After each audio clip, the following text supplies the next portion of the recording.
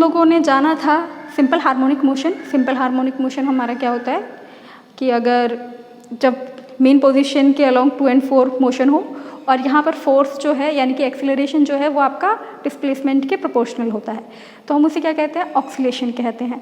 Oscillation जो है हमारा जो रिस्टोरिंग फोर्स जो है वो डिस्प्लेसमेंट के प्रोपोर्शनल होता है। सिर्फ कब होता है, जब हम बात कर रहे हैं स्मॉल ऑक्सीलेशन की, यानी कि इस ऑक्सीलेशन में एक लिमिट है कि वो स्मॉल ऑक्सीलेशंस होंगे।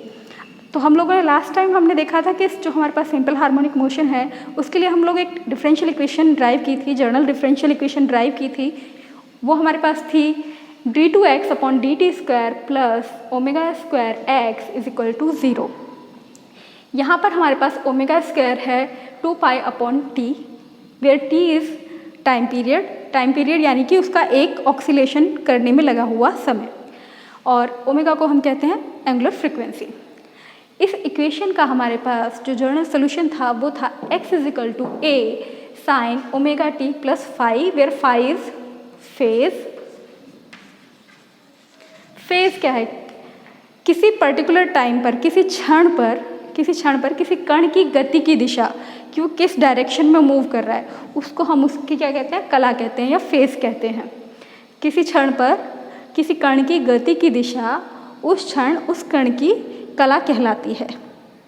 तो ये हमारे पास जर्नल सोल्यूशन है इस डिफरेंशियल इक्वेशन का। ये चेकआउट करने के लिए हम क्या कर सकते हैं, इस वैल्यू को इस इक्वेशन में रखकर देख सकते हैं। अगर ये सेटिस्फाई कर रहा है तो ये क्या है, इसका सोल्यूशन है। तो ये आप लोग करके देख सकते हैं। इसको 2 बार डिफ्रेंशिएट कीजिएगा तो आपके पास क्या आ जाएगा, d2x/dt², और x की वैल्यू और उस वाले की वैल्यू अगर आप इस इक्वेशन में रखेंगे तो आपके पास = 0 आ जाएगा। तो ये इक्वेशन सेटिस्फाई होगी। ये हमारे पास इसका जर्नल सोल्यूशन है। डिफरेंशियल इक्वेशंस हमें सिंपल हार्मोनिक मोशन के लिए मिल गया है। सिंपल हार्मोनिक मोशन के बहुत से हमारे पास एग्जाम्पल हैं। एक बहुत ही पॉपुलर एग्जाम्पल है हमारे पास सिंपल पेंडुलम। सिंपल पेंडुलम आपका यानी कि सरल लोलक क्या होता है, इसमें एक धागा होता है, उस धागे में एक किसी मेटल का एक बॉब जिसे हम कहते हैं वो बांधा हुआ होता है। स्मॉल, ये काफ़ी हैवी होता है और धागा हमारे पास हम लोग कहते हैं मासलेस है। इसको हम एक दृढ़ आधार से यानी कि रिजिड सरफेस से टांग कर रखते हैं और यहाँ पर इसकी लेंथ हमने मान ली है L है। We can say that capital L। ये लेंथ हमारी कैसी रहेगी, कांस्टेंट रहेगी, ठीक है ना।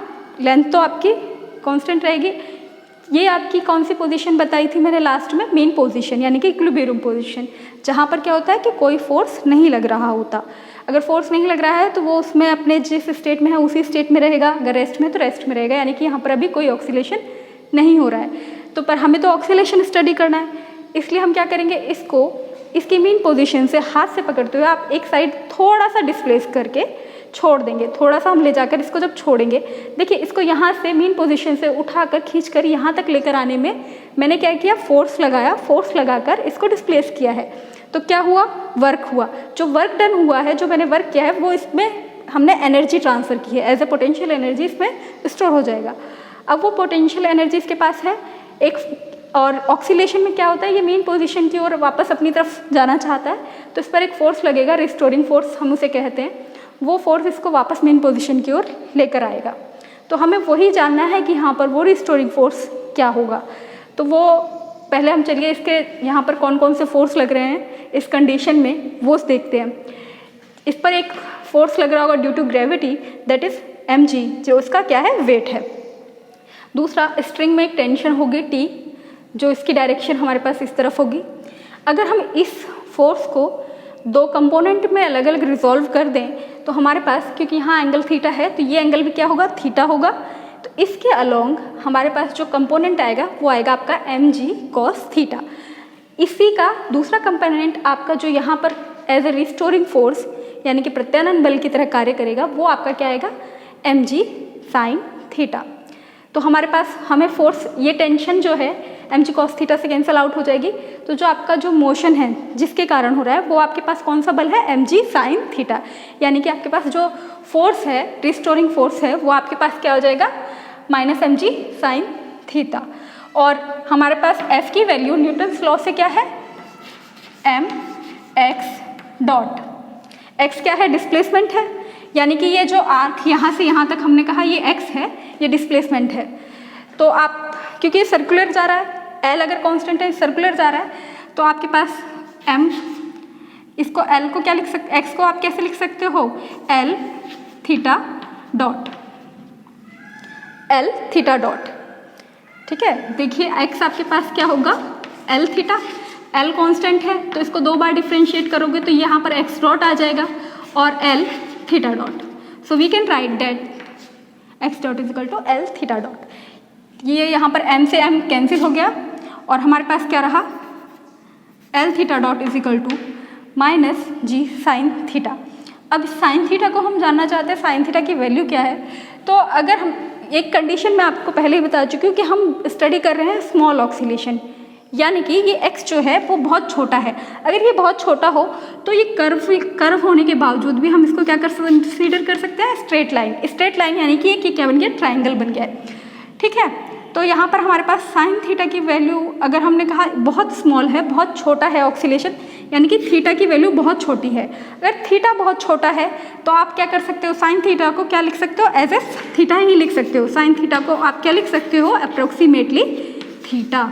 For very small theta we can write sine theta is equal to theta. So we will have minus G theta and L theta dot. यहाँ से आप क्या कर सकते हो, थीटा डॉट आपके पास कितना आ गया, माइनस जी ओवर एल थीटा।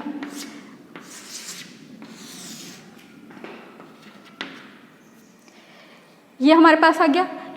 ये देखा जाए तो आपकी क्या आ गया, एक तरीके से डिफरेंशियल इक्वेशन आ गई है, सेम फॉर्म आ चुकी है आपके पास, theta double dot plus G upon L theta equals to 0।